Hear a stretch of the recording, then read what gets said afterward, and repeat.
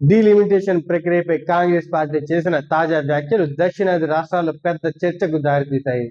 నియోజకవర్గాల పునర్విభజన ప్రక్రియను పారదర్శకంగా రాజ్యాంగబద్ధంగా నిర్వహించాలని డిమాండ్ చేస్తూ కాంగ్రెస్ పార్టీ దక్షిణాదిలోని కీలక ప్రాంతీయ పార్టీలైన డిఎంకే మరియు టీడీపీలను ఉద్దేశించి ఒక ప్రకటన చేసింది.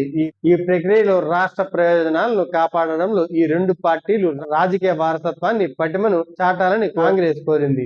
జనాభా ప్రాతిపదికన మాత్రమే సీట్ల పునర్విభజన చేస్తే జనాభా నియంత్రణను సమర్థవంతంగా అమలు చేసిన దక్షిణాది రాష్ట్రాల గళం పార్లమెంటులో బలహీనపడుతుందని కాంగ్రెస్ ఆందోళన వ్యక్తం చేసింది.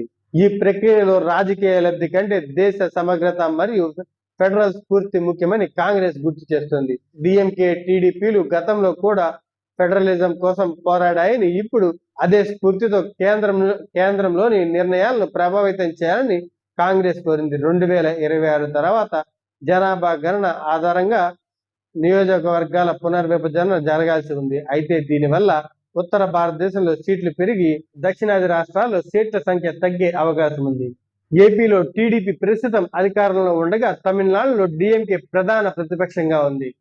ఈ రెండు పార్టీలు కేంద్రంలో ఎన్డీఏ భాగస్వామ్య పక్షాలుగా బయటి మద్దతుదారులుగా ఉన్నాయని రాజకీయ చర్చ జరుగుతుంది. ఈ నేపథ్యంలో కేంద్ర ప్రభుత్వం చేపట్టబోయే డీలిమిటేషన్ ప్రక్రియపై ఈ పార్టీల వైఖరి ఏమిటనేది కీలకంగా మారింది.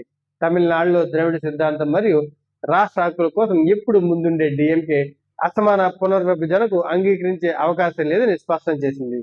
ఏపీలో జనగణన మరియు పునర్విభజన ప్రక్రియ అధికారికంగా తగిన జాగ్రత్తలు తీసుకోవాలని, రాష్ట్రానికి అన్యాయం జరగకుండా చూడాలని పార్టీ అగ్రనాయకత్వం ఇప్పటికే అంతర్గత చర్చలు జరుపుతుంది. ఈ అంశాన్ని తెరపైకి తీసుకురావడం ద్వారా కాంగ్రెస్ ప్రాంతీయ పార్టీలను కేంద్ర ప్రభుత్వానికి వ్యతిరేకంగా ఒక వేదికపైకి తీసుకుని రావడానికి ప్రయత్నిస్తోందని రాజకీయ విశ్లేషకులు భావిస్తున్నారు.